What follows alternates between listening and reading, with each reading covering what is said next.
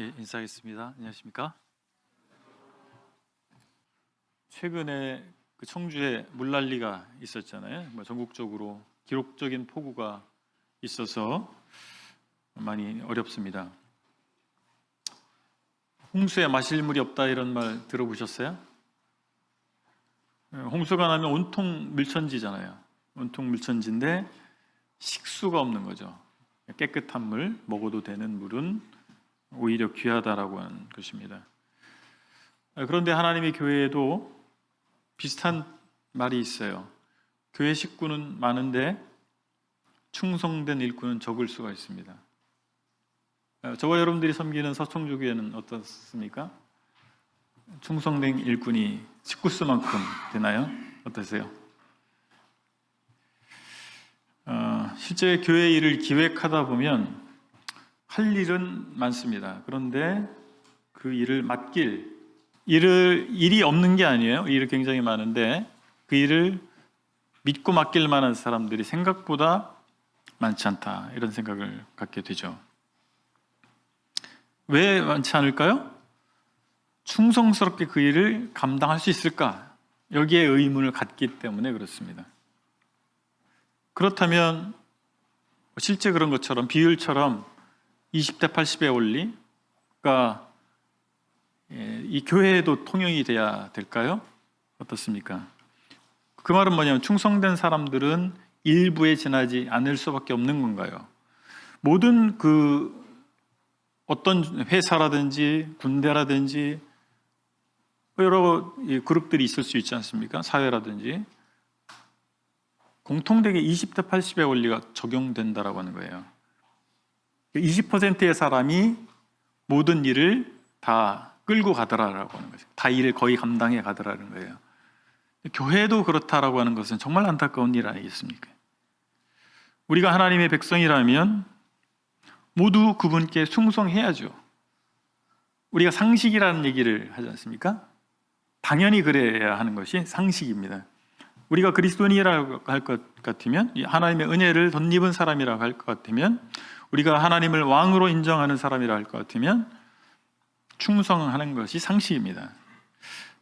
근데 참 세상에서도 그렇지만 상식이 아닌 일들이 벌어집니다.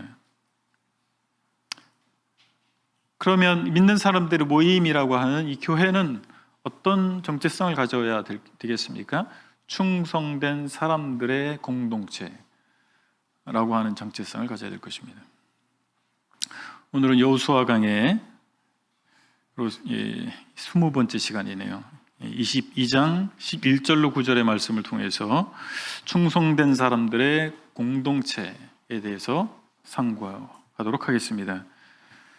먼저 이제 생각해 볼 수 있는 첫 번째 내용은 충성된 사람들이 받는 복입니다. 1절로 3절을 제가 읽겠습니다. 그때 여호수아가 르우벤 사람과 갓 사람과 므낫세 반 지파를 불러서 그들에게 이르되 여호와의 종 모세가 너희에게 명령한 것을 너희가 다 지키며 또 내가 너희에게 명령한 모든 일에 너희가 내 말을 순종하여 오늘까지 날이 오래도록 너희가 너희 형제를 떠나지 아니하고 오직 너희의 하나님 여호와께서 명령하신 그 책임을 지키도다. 하나님은 우리의 충성을 칭찬하십니다. 여기 말씀해 보면 이스라엘 백성들이 하나님이 세운 지도자를 존중하고 따랐던 모습을 봅니다. 우리도 마찬가지로 하나님께서 세운 지도자를 존중하고 따라야 합니다. 여기 보면 2절에 모세가 명령한 것이라고 되어 있고 이어서 내가 명령한 것이라고 되어 있습니다. 이 화자가 누굽니까? 여호수아입니다. 그래서 모세가 명령한 것 그리고 이어서 내가 명령한 것이라고, 여호수아가 명령한 것이라고 말하고 있는데 그 일에 대해서 모세 그리고 여호수아로 이어지는 지도자들, 하나님 백성의 지도자들이 명령한 것에 대해서 그 백성들이 충성했다라고 하는 것입니다.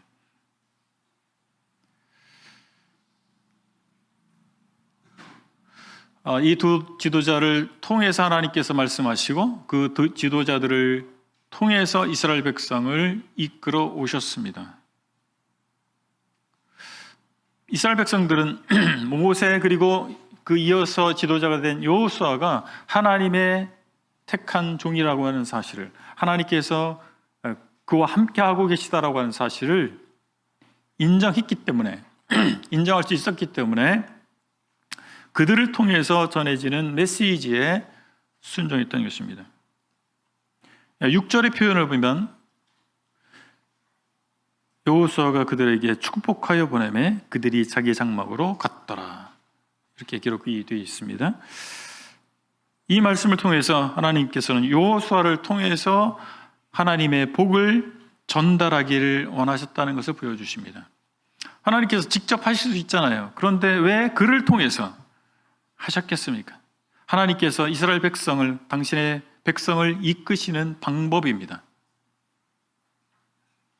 하나님께서는 선민 전체를 직접 상대하시기보다는 그들 중에 세우신 지도자를 통해서 말씀하시고 이끄신 것입니다. 신약에서 교회를 이루게 하시고 교회의 지도자들을 세우시고 그들을 통해서 교회를 이끄십니다. 신구약이 이런 면에서 다르지 않습니다. 이것은 신구약을 관통하는 원리인 것입니다. 우리가 오해하는 것은, 우리 브레드렌에 속한 분들이 오해하는 것은 뭐냐면, 다른 개신교회들, 우리 외에 타 교단 내 교회들은 성직주의를 지향한다라고 오해합니다. 여러분 그렇게 생각하십니까? 그러나 종교개혁의 전통, 종교개혁 전통이라고 말하는데 그 교회들은 공히 만인 제사장주의를 지향하고 있는 것입니다. 모든 교회 멤버들은 제사장이다. 마틴 루터를 비롯해서 많은 종교개혁자들이 외친 메시지가 그것입니다. 모두 제사장이다. 다만 그 교회 지도자들의 역할의 비중과 교회의 체계가 다를 뿐입니다. 우리도 역시 종교개혁 전통에 속한 그룹입니다. 그런데 교회론에 있어서 지도자에게 얼마나 큰 비중을 둘 것이냐, 그리고 교회 체계는 어떻게 운영되는 것이 맞느냐, 이 부분에 있어서 교단별로 다른 것뿐입니다. 물론 사람들이 가지고 있는 계급적 의식이 그 체계 속에서 영향을 주어서 결국 교권적 형태를 나타내고 있기도 합니다. 그래서 어떤 체계가 지도자의 또한 역할의 비중을 어떻게 두느냐에 따라서 사람들이 이미 가지고 있는 그 계급적 의식이 발현되느냐 덜 발현되느냐의 차이가 있을 수 있다라고 하는 것입니다. 그런데 우리는 과연 하나님께서 세우신 교회의 질서에 대해서 얼마나 잘 이해하고 실천하고 있는가를 자문해 봐야 됩니다. 이른바 브레드린이라고 하는 형제단에서, 우리는 스스로 모임이라고 주로 많이 말하죠. 이곳에서 목회하는 것은 다른 교단에 비해서 더 특별한 어려움이 있습니다. 형제자매님들은 목회 일선에 계시지는 않으니까 잘 모르실 수 있습니다. 그것은 뭐냐면 역할의 구분을 신분의 구분과 연계해서 모호하게 하는 것입니다. 무슨 말인지 이해하시겠어요? 역할의 구분이 있잖아요. 그런데 그것을 신분의 구분과 연계해버립니다. 그래서 역할의 구분을 모호하게 만드는 거예요. 우리 신분상 하나님 앞에 차이가 없죠. 같은 신분을 가지고 있는 것입니다. 그런데 역할도 같은가요? 역할은 다릅니다. 신분은 같다 할지라도, 하나님의 자녀라고 하는 신분은 같다 할지라도 역할은 다른 거예요. 그런데 신분이 같기 때문에 역할도 같은 것처럼 그렇게 연계해서 생각하는 데 문제가 있는 것입니다. 저와 같은 사람은 이 교회의 대표자 아닙니까? 여러분, 제가 대표자입니까? 아닙니까? 네, 대외적으로 저는 서청주교회의 대표자입니다. 그렇다면 대외적인 일은 누구에게 위임해야 맞습니까? 대표자에게 위임해야 됩니다. 그것은 그의 역할을 인정하는 행위입니다. 대외적인 일에 대해서는 각자가 하는 것이 아니라 대표자에게 위임해야죠. 그런데 우리 교회의 경우에 그렇지 않은 일들이 종종 있어 왔습니다.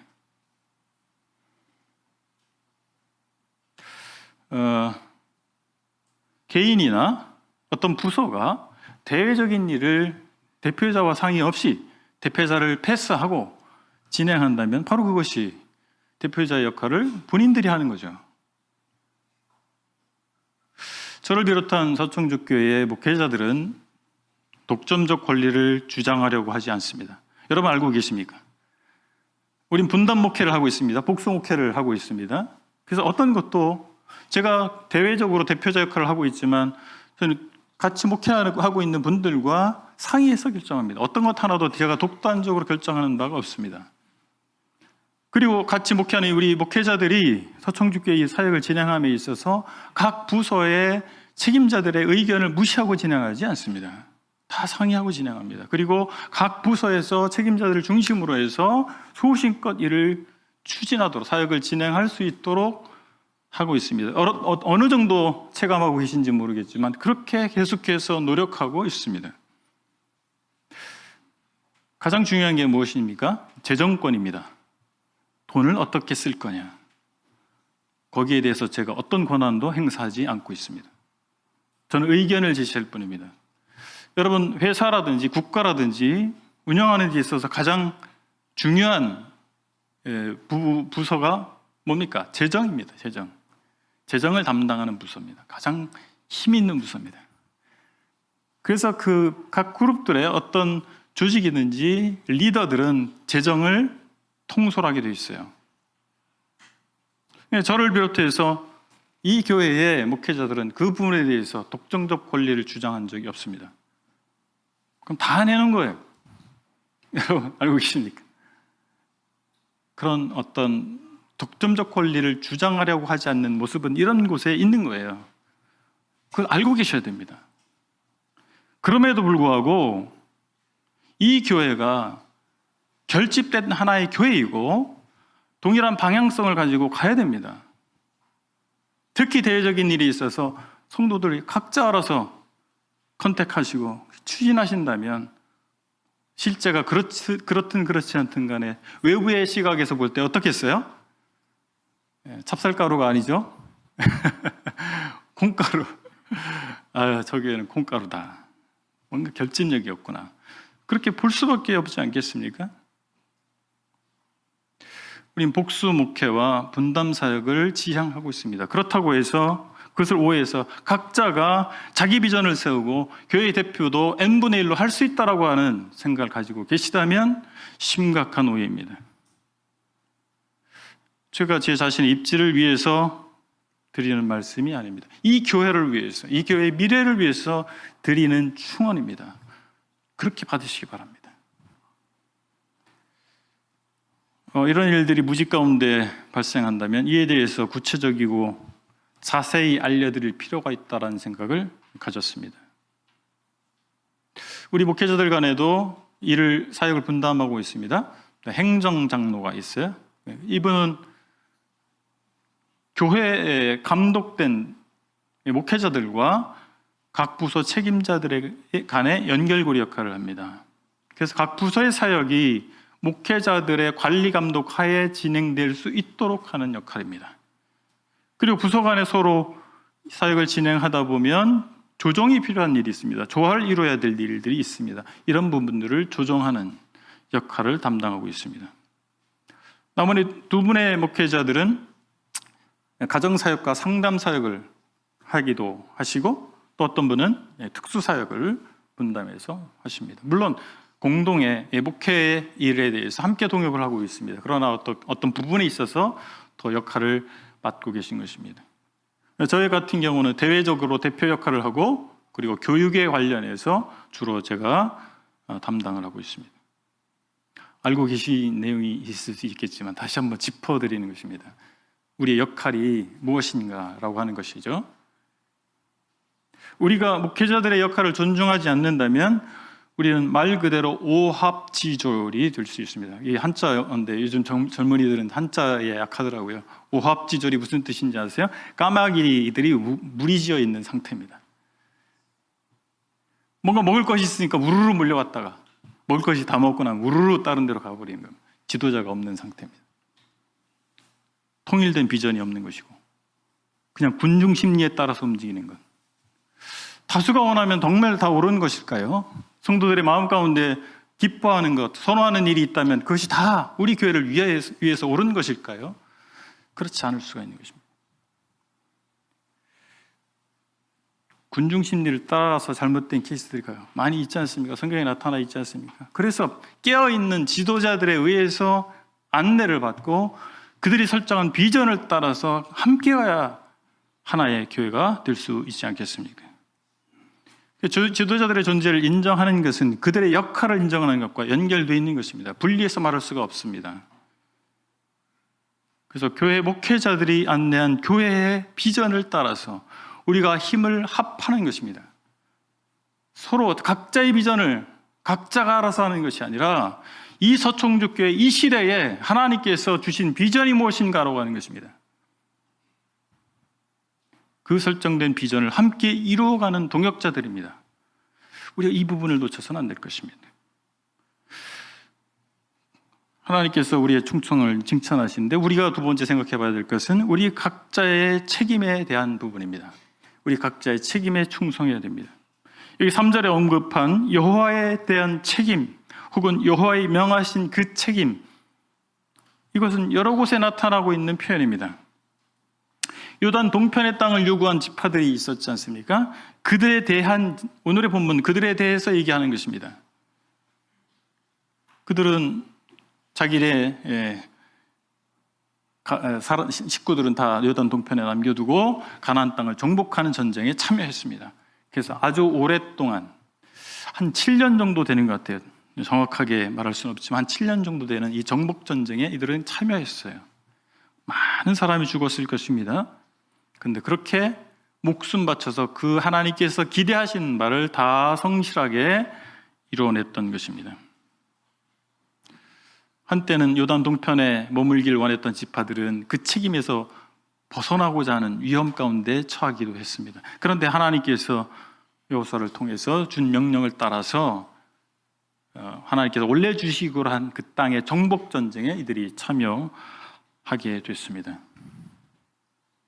우리 각자도 서청주교회 안에서 맡은 책임이 있지 않습니까? 여러분이 어떤 부서에 속해 계시잖아요?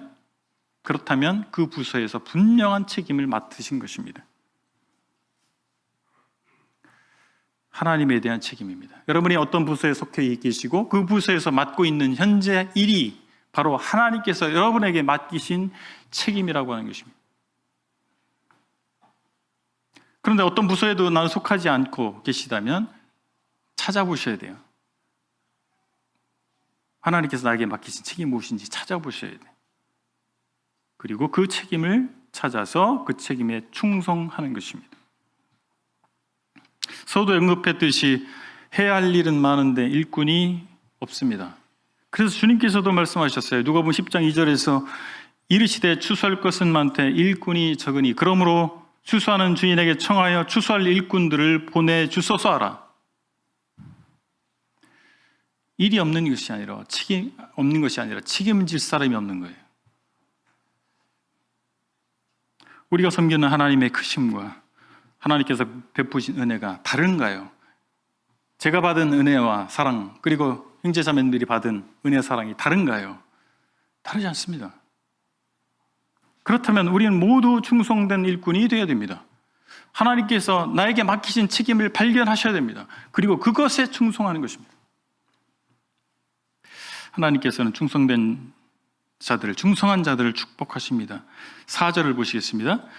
이제는 너희 하나님 여호와께서 이미 말씀하신 대로 너희 형제에게 안식을 주셨으니 그런즉 이제 너희는 여호와의 종 모세가 유단 저쪽에서 너희에게 준 소유지로 가서 너희의 장막으로 돌아가되. 6절에서는 이렇게 말씀합니다. 여호수아가 그들에게 축복하여 보내매 그들이 자기 장막으로 갔더라.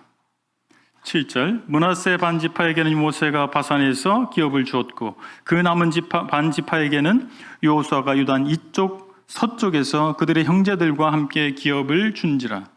여호수아가 그들의 장막으로 돌려보낼 때에 그들에게 축복하고 라고 되어 있습니다.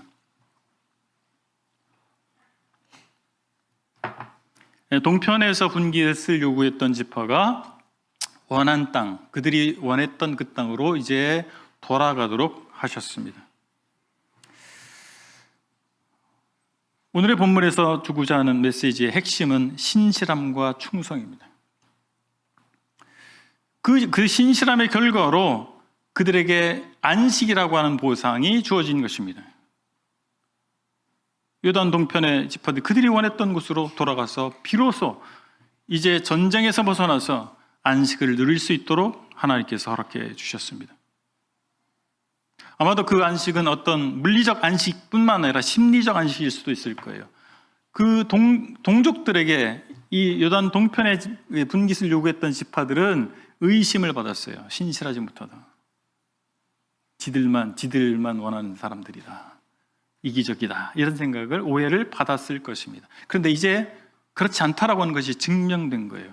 그 정복전쟁에 참여하는 가운데서, 그리고 그 전쟁을 마치는 과정을 통해서 그들이 그렇지 않다라고 하는 것이 증명돼서 심리적으로 또한 안식을 얻었을 것입니다. 하나님께서는 우리의 소망을 살펴보시고 우리가 충성한 대로 갚아주시는 분이십니다. 누가복음 18장 28절로 30절에 흥미로운 표현이 나옵니다. 베드로가 여짜오되 보옵소서, 우리가 우리의 것을 다 버리고 주를 따랐나이다. 이르시되 내가 진실로 너에게 이르노니 하나님의 나라를 위하여 집이나 아내나 형제나 부모나 자녀를 버린 자는 현세 여러 배를 받고 내세 영생을 받지 못할 자가 없느니라 하시니라. 우리가 주님을 섬기고 충성하는 것은 대가를 바라고 하는 것이 아닙니다.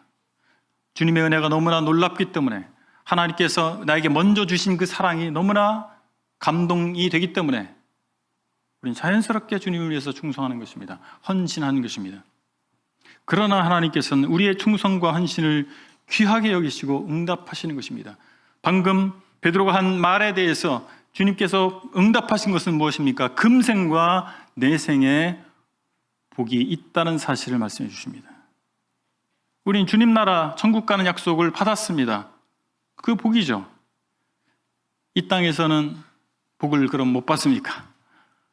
주님은 이 땅에서도 복을 받는다고, 보답을 받는다고 약속해 주셨습니다.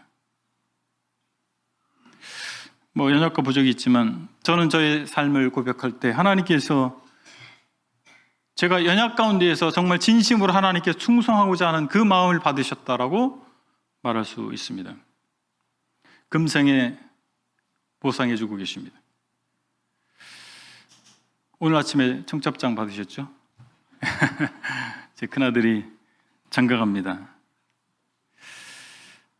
제 세 아들들이, 제가 고백하는 것은 하나님께서 이 생애 가운데 금생에 저에게 주신 복이 무엇일까라고 하는 것인데, 첫 번째는 제 세 아들들이 이제 다 성인이 됐잖아요. 근데 정말 진심으로 하나님 위해서 살고자 합니다.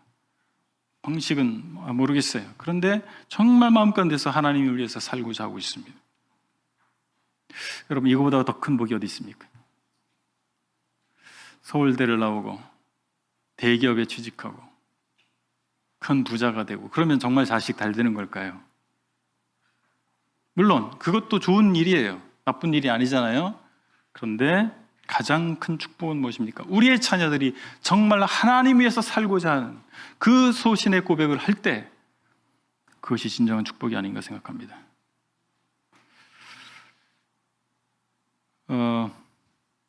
제 맏아들이 나중에 본인이 간증하겠지만은, 결혼하게 된 과정, 그리고 지금 직업을 갖고 일을 하고 있는데, 그 직업을 갖게 된 과정, 하나님께서 개입하셨다라고 말할 수밖에 없습니다.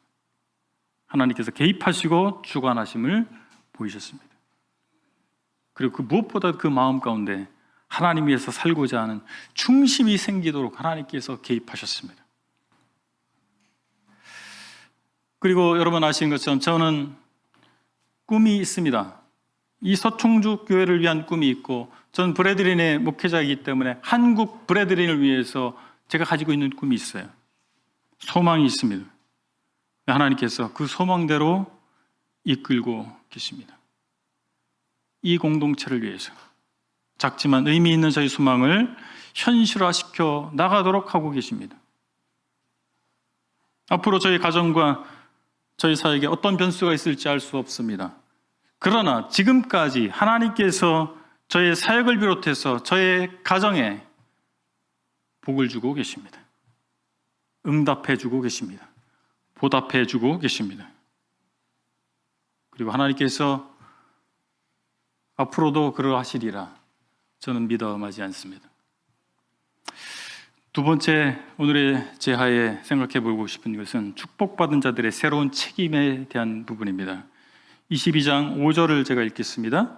오직 여호와의 종 모세가 너희에게 명령한 명령과 율법을 반드시 행하여 너희의 하나님 여호와를 사랑하고 그의 모든 길로 행하며 그의 계명을 지켜 그에게 친근히 하고 너희의 마음을 다하며 성품을 다하여 그를 섬길지니라 하고, 동편 지파들이 이제 안식을 위해서 동편으로 돌아간다라고 하는 것은 의무를 이제 의무에서 해방됐다는 것이 아닙니다. 이제 자기 마음대로 살아도 된다라고 하는 것이 아닙니다. 하나님께서는 전쟁의 위기 상황뿐만 아니라 평화와 번영의 상황에서도 신실함을 요구하십니다. 그럴 수 있는 분이십니다. 우리가 마땅히 하나님과 맺어야 할 관계는 무엇입니까? 두려워서 율법을 지켜 행해야 되는 그런 관계입니까? 아니면 우리가 뭔가 다 할 수 있기 때문에 하나님과 좀 거래하는, 대등한 관계에서 좀 거래 좀 해보려고 하는 그런 관계일까요? 둘 다 아닙니다. 우리가 마땅히 하나님께 맺어야 될 올바른 관계는 그 하나님의 사랑에 반응하는 것입니다. 그 하나님의 사랑에 감동하는 것입니다. 그래서 하나님께서 굳이 요구하지 않으신다 할지라도 내 삶을 하나님께 드리는 것입니다. 그분의 명령을 따라가는 것입니다. 그분께 예배하는 것입니다. 오늘 아침에 우리는 지금 예배의 시간이잖아요. 예배에 참여하고 계십니까? 아니면 예배 보고 계십니까? 참여하는 것은 사랑 때문에, 그 사랑에 감동이 돼서예요. 저는 브래드린에서 신앙생활 시작해서 이제 목회까지 하고 있습니다. 그래서 저는 어떻게 보면 누워서 침 뱉는 격이 될 수 있지만 우리의 개선점에 대해서 너무나 잘 알고 있습니다. 그 중에 하나는 무엇인 줄 아십니까? 너무 감정을 절제한다라고 하는 거예요. 우리가 감정 없이 하나님 믿는 것입니까? 머리로만 하나님 믿는 거예요. 그렇지 않습니다. 우리는 지정의 온 인격적인 요소를 통해서 인격적인 하나님을 만나고 온 인격을 통해서 하나님을 섬겨가는 것입니다. 거기에 뭐가 있어요? 감정이 있는 것입니다. 그 감동함 없이 어떻게 주를 위해서 살 수 있습니까? 이 세상 모두 다 주님을 반대하는, 하나님을 반대하는 세상에 우리가 살면서 어떻게 그 감동함이 없이 하나님 위해서 살 수 있겠어요? 교리적 이해로만은 충분하지 않습니다. 우리의 신실함은 위기의 순간뿐만 아니라 우리가 평안 가운데서 승승장구할 때 발휘되어야 됩니다. 그러나 그 반대의 경우가 더 많은 것이 사실입니다. 우리가 좀 어려울 때는 주야 살려주세요. 그보다 더 신실할 때가 없어요. 그보다 더 간절할 때가 없어요. 주님, 저희 삶에 개입해달라고. 그러나 위기가 사라지고 풍요를 맛보면 오히려 하나님보다 하나님이 주신 축복을 의지합니다. 아이러니한 것이죠. 하나님을 의지해야 되는데 하나님이 주신 축복을 의지하고 있어요. 그러면서 하나님을 위해서 살고자 하는 마음이 사라지는 거예요. 그래서 지속적인 신실함, 지속적인 경건이 말처럼 쉬운 게 아닙니다. 여러분, 이제 다이어트를 해야 되겠다. 내 건강을 위해서 운동을 해야 되겠다. 작심삼일이 되잖아요. 저는 개인적으로 제가 독한 사람인지 모르겠는데 잘 이해가 안 돼요. 뭐 필요한데 하면 되지. 왜 못하는지 잘 모르겠는데 계속 제 아들 중에 한 아들이 그 얘기를 하더라고요. 아버지, 계속하는 것도 능력이래요. 그렇구나. 네. 계속하는 건 능력이다. 우리가 하나님 앞에서 신실함, 이것도 경건의 능력입니다. 그것을 위해서 우리 기도할 필요도 있어요. 다른 한편으로 상황의 조건화품을 떠나서 우린 시간이 지나면서 내용은 사라지고 형식만 남는 경우가 있습니다. 어떤 이유 때문에, 어떤 내용 때문에 형식을 만들어내요. 시간이 지났는데 내용은 잊어버렸어요. 그 형식만 남아있어요. 그리고 형식을 잘하면서 자기는 잘하고 있다라고, 하나님 앞에 바른 삶을 살고 있다고, 신앙생활 제대로 하고 있다라고 착각할 수 있습니다. 우리의 본성이 바로 그 본질을 유지하기 어렵게 합니다. 여러분 그렇지 않나요? 망각이라고 하는 것이 있고 죄성이라고 하는 것이 믹스가 되면서 그 본질을 놓쳐버리는 거예요. 우리 얼마든지 그럴 수가 있습니다. 그래서 늘 하나님의 말씀 앞에, 늘 새로운 마음으로 하나님 말씀 앞에 우리가 서야 되는 이유가 여기에 있는 것입니다. 우리 예배 초소에 와서 우리가 말씀 듣는 이유가 어디에 있습니까? 우리가 각자 큐티라고 하는 경건의 시간을, 말씀을 열어서 개인적으로 말씀 묵상하는 시간을 갖는 이유가 어디에 있습니까? 우리는 초심을 잃게 돼 있습니다. 우리는 본질을 망각하게 돼 있습니다. 그래서 계속해서 본질 되신 하나님 앞에, 그분의 말씀 앞에 우리를 비춰보는 일을 계속 반복해서 해야 되는 것입니다. 여러분, 종교개혁 운동은 제의적 공동체에서 벗어나서 말씀 공동체로 나아가고자 했던 운동입니다. 우리 종교개혁 알고 있지 않습니까? 로마 가톨릭 교회가 제의적 공동체에 있어요. 형식에 빠져 있었어요. 성대한 미사, 종교 형식 앞을 치르면서 자기는 하나님 앞에서 마땅한 도리를 하고 있다고 착각하고 있었다는 것입니다. 종교개혁 운동은 그렇지 않다. 하나님 말씀으로 돌아가야 된다. 하나님께서 뭐라고 말씀하시는지 그 본질을 탐구하고 그 말씀 앞에 서야 된다. 이것이 종교개혁 전통입니다.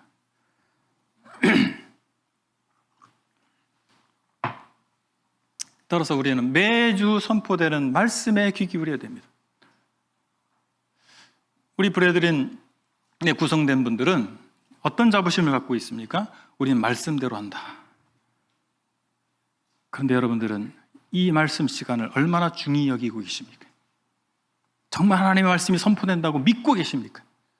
이 선포되는 말씀이 하나님의 말씀으로 내 삶에 이어지도록, 내 삶에 실천되도록 그런 마음을, 그런 태도를 갖고 말씀을 듣고 계십니까? 우리 개인의 삶 가운데서 성찰을 위해서 우리 말씀을 대해야 될 것입니다. 그냥 먼지 쌓인 성경 주일날 보니까 먼지가 쌓여서 털고 교회에 오는 것이 아니고 계속해서 말씀을 열어서 말씀이 나에게 나의 삶을 바꾸도록, 나를 비춰볼 수 있도록 우리 삶 가운데서 지속적인 노력이 필요하다는 사실입니다. 두 번째, 축복받은 자들의 책임은 바로 지역교회 안에 연합을 유지하는 것입니다. 8절 9절을 제가 읽겠습니다. 말하여 이르되 너희는 많은 재산과 심히 많은 가축과 은과 금과 구리와 쇠와 심히 많은 의복을 가지고 너희의 장막으로 돌아가서 너희의 원수들에게서 탈취한 것을 너희 형제와 나눌지니라 하매. 9절입니다. 르우벤 자손과 갓 자손과 므낫세 반지파가 가나안 땅 실로에서 이스라엘 자손을 떠나 여호와께서 모세에게 명령하신 대로 받은 땅 곧 그들의 소유지 길르앗으로 가니라. 8절의 내용은 지금까지 그들이 전리품으로 얻은 재산을 요단 건너편에 머물러 있는 가족들과 나누라고 하는 권고일 것입니다. 근데 동시에 요단 동편의 지파들이 이제 그곳에서 살게 될 거 아니겠어요? 그리고 정착한 이후에 뭔가 이방 민족과의 군사적인 충돌을 통해서, 전쟁을 통해서 승리를 얻게 됐을 때 얻은 전리품에 대해서 요단 서편에 있는 동족들과 나눌 것에 대한 권고일 수도 있습니다. 바로 이 전리품을 나누는 것을 통해서 우리가 한 가족이라는 사실을, 한 민족이라고 하는 사실을 나누는 거예요. 인정하는 것입니다. 바로 단합을, 그리고 충성을, 서로에 대한 충성을 나타내는 행위인 것입니다. 반면에 9절에 언급된 내용을 보면 매우 의미심장합니다. 그들이 지리적으로 분리됐다는 사실이에요. 그들이 뭔가 다른 사람처럼 여겨질 수 있는 가능성에 대해서 9절에서 말씀해 주고 있습니다. 이스라엘 백성들은 그들의 예배 초소인 실로에서 떠나서 길르앗으로 간 거예요. 사람들 사이에 물리적 거리는 지리적 분리뿐만 아니라 사회적 분리도 야기할 수 있습니다. 요단강이라고 하는 지리적 구분선이 요단 서편과 요단 동편으로 이스라엘 백성을 양분할 수 있었던 것입니다. 그래서 그들은 그런 지리적 구분이 그들을 민족적으로 구분하지 않도록 노력할 필요가 있었던 것입니다. 서청주 교회 안에서 우리는 하나됨을 잘 지켜가야 됩니다. 이것은 저절로 되는 것이 아니라 힘써야 하는 일입니다. 왜 그렇습니까? 사도 바울이 에베소 성도들에게 권고한 이유가 여기에 있는 것 아니겠습니까? 에베소서 4장 3절에서 이렇게 말씀하고 있습니다. 평안에 매는 줄로 성령이 하나 되게 하신 것을 힘써 지키라. 그러기 위해서 우리는 공동체성을 중시해야 됩니다. 공동체성. 그냥 주일날 서청주교회 예배당에 출석하기 때문에 우린 공동체다. 그렇게 말할 수 없습니다. 같은 가르침 안에서 같은 비전을 향해 나아갈 때 우린 진정한 하나의 공동체입니다. 요즘 유튜브를 통해서 다양하고 좋은 말씀들을 들을 수 있는 기회가 많습니다. 나쁜 게 아니에요. 굉장히 좋습니다. 훌륭한 설교자들이 많이 있고 시공의 어떤 한계를 뛰어넘어서 좋은 말씀을 들을 수가 있습니다. 그러나 우리 각자가 다른 메시지에 주목하고 있다 할 것 같으면 지역교회의 연합과 공동체성을 발휘하기 어렵습니다. 이 지역교회 밖에서 전해지는 메시지가 잘못됐다, 들으면 안 된다, 제가 그 말씀 드리는 게 아니에요. 하나님께서 이 교회를 위해서 주시는 메시지가 무엇일까라고 하는 것입니다. 하나님께서 이 교회 강단에서 전해주는 메시지가 무엇인가라고 하는 것입니다. 우리가 거기에 주목해야 되는 것입니다. 왜냐하면 지금 동시대에 전 세계에 수많은 지역교회들이 존재하고 있지만 그 지역교회별로 하나님께서 이루고자 하시는 일은 다를 수 있기 때문에 그렇습니다. 우리 각자도 다른 방식으로 부르셨듯이 지역교회도 각자 다른 방식으로 다른 목적을 위해서 하나님께서 사용하고 계시기 때문에 그렇습니다. 각자의 분별과 방향이 다르다면 한 방향으로 갈 수 없습니다. 여러분, 무늬만 부부란 얘기 들어보셨어요? 혹시 여러분들 무늬만 부부는 아니시죠? 부부가 옆에 잘 앉아 계신 거 보니까 무늬만 부부는 아닐 수도 있는 것 같은데, 무늬만 지체가 되어서는 안 됩니다. 무늬만 서청주교회 지체가 되어서는 안 됩니다. 서청주교회 성도 명단에 내가 들어가 있다고 해서 그냥 자동으로 지체가 되는 것이 아니고, 주일날 예배에 내가 참석하고 있다고 해서 지체가 자동으로 되는 것이 아니지 않겠습니까? 실제적으로 서청주교회의 지체가 되십시오. 그것은 바로 유기적 공동체성을 지킬 때 가능한 것입니다. 같은 메시지와 같은 비전 안에서 동역하는 것입니다. 손발을 맞춰가는 것입니다. 오늘 교훈을 정리하겠습니다. 먼저 우리는 충성된 종으로서 칭찬받는 우리가 되어야 되겠습니다. 하나님께서 하나님의 메신저를 통해서 말씀하고 계십니다.